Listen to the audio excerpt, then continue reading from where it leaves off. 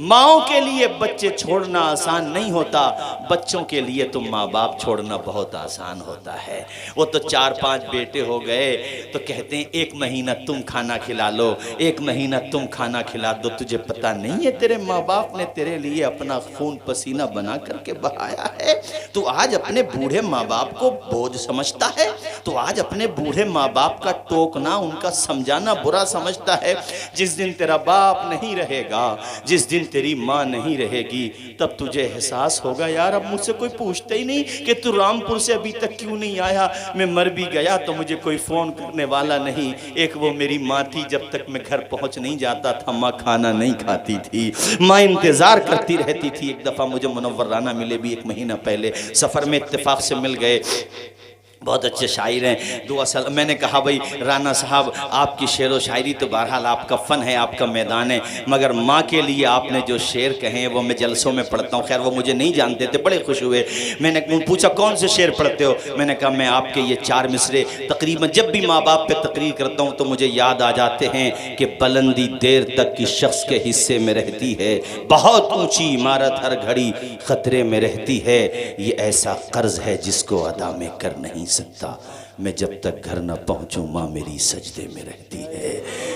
अल्लाह अल्लाह। घर से निकला करो, रामपुर को जा रहे हो, मुरादाबाद को जा रहे हो, दोस्तों को तो कहते हो, सबको कहते हो, एक दफ़ा माँ से भी कह दो माँ मैं रामपुर तक जा रहा हूँ। वो बूढ़ा बाप बेचारा बैठक में बैठा देखता रहता, न पूछना न गचना, किधर जा रहा किधर नहीं, तो उंगली पकड़ के चलता था अपने बाप से। अगर इतना बोल देगा अब्बा जी मैं ज़रा रामपुर तक जा रहा हूँ, मेरे लिए दुआ करना, इंशाल्लाह शाम तक आ जाऊँगा, तुझे क्या पता, तू नहीं भी कहेगा तब भी तेरे लिए दुआ करेंगे, मगर तू कह के जाएगा तो माँ बाप का कलेजा बड़ा हो जाएगा, उनके दिल से दुआएं निकल जाएंगी। वो मुनव्वर राना के मिसरे बहुत अच्छे कहे, हमारे कुछ गुनाहों की सज़ा भी साथ चलती है, अब हम तन्हा नहीं चलते, दवा भी साथ चलती है। और खुदा की कसम ये शेर तो मेरा कलेजा चीर देता है। और मैं अल्लाह से दुआ करता हूँ कि मालिक सबकी माओं का साया दराज रखे, सबके बाप का साया दराज रखे, और जिनके माँ बाप दुनिया से जा चुके हैं मौला उनको कब्रों में राहत व सुकून अता फरमाए। मालिक मौला मेरे वालिद मरहूम की मग़फ़िरत फरमाए, और मेरी वालदा का साया मेरे सर पे तादेर दाइम व दाइम फरमाए। मेरा कलेजा फटता है ये सोच करके कि एक बेटे के लिए उससे बड़ा गम क्या होता है जब वो अपने बाप का जनाजा उठा रहा होता है। हाँ आज भी है ऐसी औलाद, आज भी है जो अपने माँ बाप के इशारे अबरू पे गर्दिश करते हैं, कमा के लाते हैं तो दौलत अपनी अम्मा के हाथ में रख देते हैं, माँ दुआएं देती है। कोई माँ कोई अपने हाथ में थोड़ी रखेगी दौलत आदिल भाई, वो तो पलट के तुम्ही को दे देगी, मगर माँ खुश होती है कि मेरा मौलाना बेटा, ये मेरा डॉक्टर बेटा, ये मेरा कमाने वाला बेटा, मेरा मजदूर बेटा, ये 30 साल का हो गया मगर इसका बचपना नहीं गया, ये जैसा था वैसा ही है। अरे तुम माँ से दुआएं ले ले। हम जलसों में जाते हैं तो लोग हमसे बड़ी दुआएं कराते हैं, कदमों को भी चूम लेते हैं, खुदा के बंदे हाथों को चूमते हैं। अरे क्या रखा है इन हाथों में, क्यों चूमते हो यार इन हाथों को? एक ईमानी रिश्ता है, मुसाफा कर लो वही काफ़ी है। हमारे लिए वैसे काम न करो जिससे गुरूर व घमंड के रास्ते खुलने लगे, बल्कि हमें वैसा ही रहने दो जैसे हैं। हाथ चूमने हैं तो तन्हाइयों में माँ बाप के चूम लिया कर, हाथ चूमने हैं बाहर से आया है, बाप सो रहा है उसके कदम चूम ले, बाप देखेगा मेरा बेटा मेरा पांव चूम रहा है, तू तो आ जाएगा सो जाएगा। अल्लाह की कसम तेरा बाप उठ करके खुदा की बारगाह में हाथों को उठा देगा, मौला मेरे बच्चों का नसीबा अच्छा कर दे, मेरे बच्चों की दुनिया भी अच्छी कर दे, जन्नत भी अच्छी कर दे। यार माँ बाप की दुआएं औलाद के हक में ऐसे कबूल होती हैं जैसे नबियों की दुआएं उम्मतियों के हक में कबूल होती हैं। और भाइयों दुआएं ले लो अपने बूढ़े माँ बाप की, उनसे मोहब्बतों का इजहार कर लो। वो शेर सुनो जो मैं तुम्हें सुना रहा था, घर से निकला करो दुआएं लेके निकला करो, सर पे दस्ते शफ़क़त रखवा लिया करो।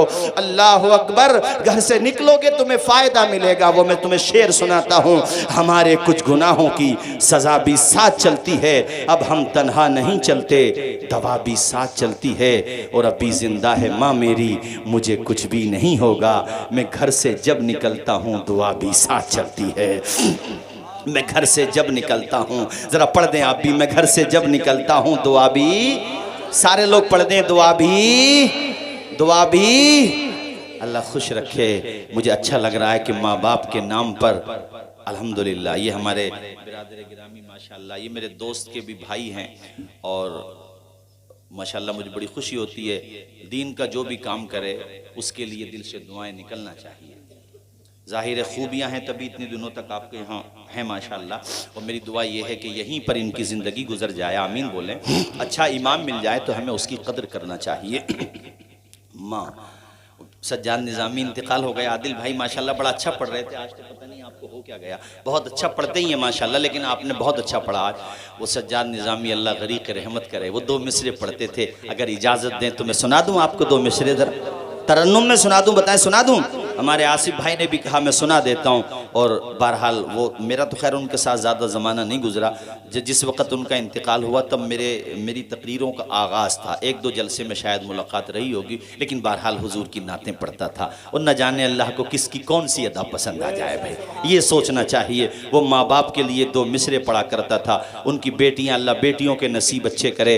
वो जीते जी दुनिया में जन्नत का मज़ा लेंगे, वो जीते जी दुनिया में जन्नत का मज़ा लेंगे, जो बाप को खुश रखेंगे और माँ की दुआ लेंगे।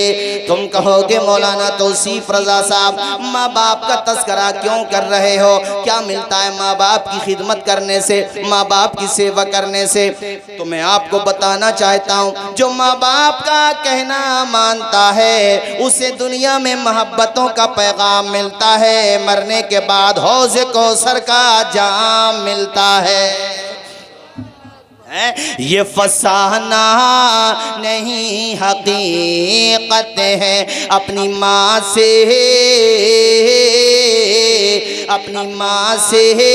जिसे मोहब्बत है, गौरे से पैर तू क्यों नहीं कहता, गौरे से पैर तू क्यों नहीं कहता, माँ के कदमों के नीचे जन्नत है।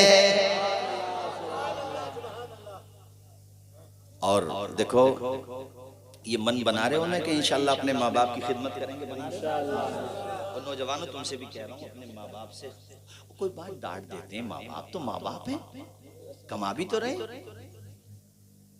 जलसों में माँ बाप माँ के लिए बहुत तकरीर होती है, जो हिस्सा भी होना भी चाहिए, लेकिन थोड़ा सा तस्करा ना बाप का भी ज़रूरी है, क्योंकि भाई रुतबा तो माँ का ज़्यादा है बिलाशुबा, लेकिन बाप भी जन्नत का दरवाज़ा है।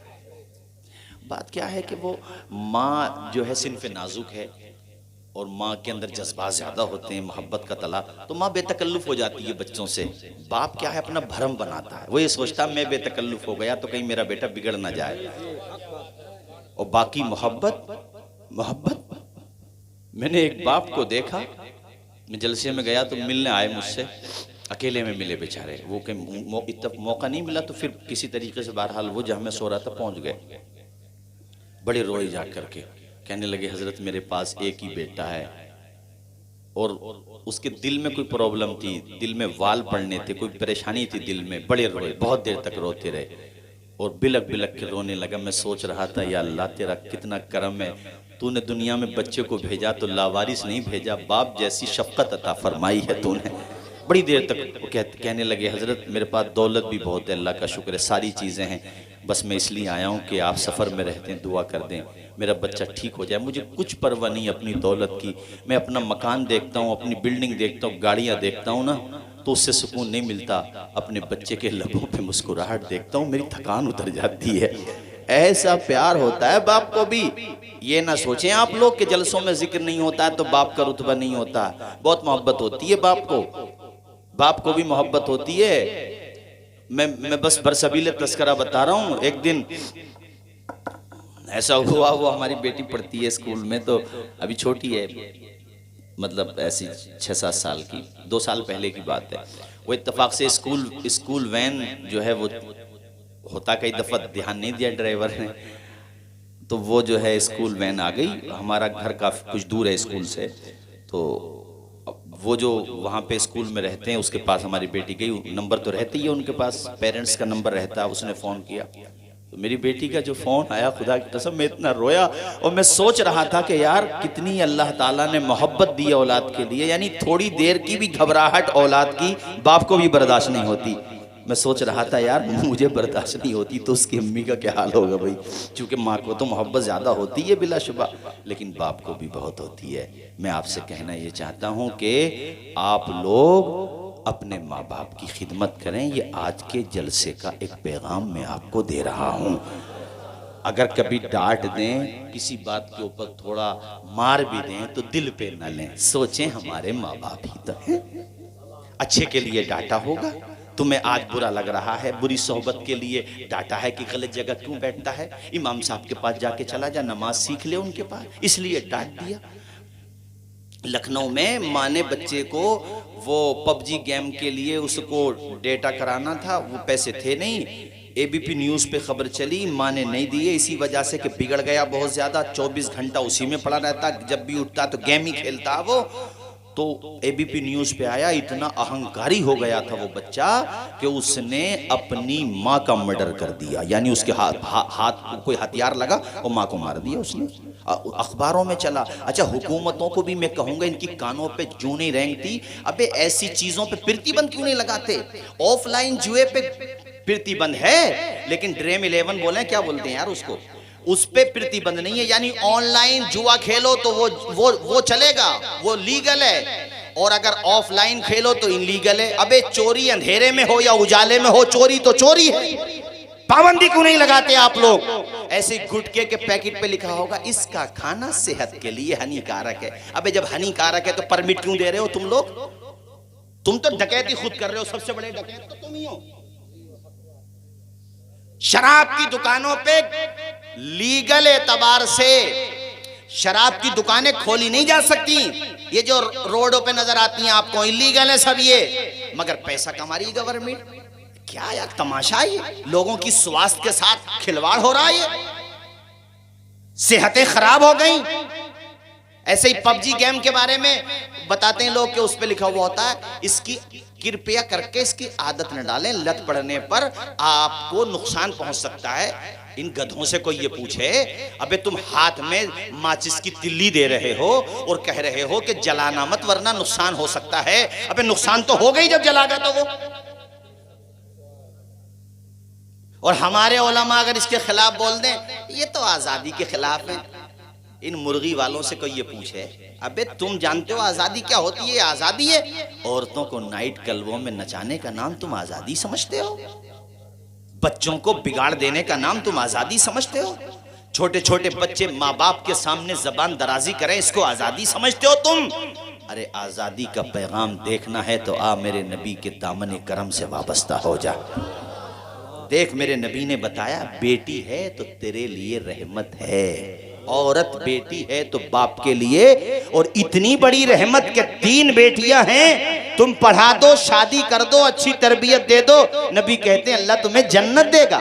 2 हैं तब भी, और अल्लाह के करम से उम्मीद रखो 1 है तब भी। और यही औरत बहन है तो भाई के लिए रहमत है, और यही औरत बीवी है तो शौहर के लिए रहमत है, और यही औरत माँ है तो उसके कदम के नीचे जन्नत है। इस्लाम ने दी है औरत को इज्जत।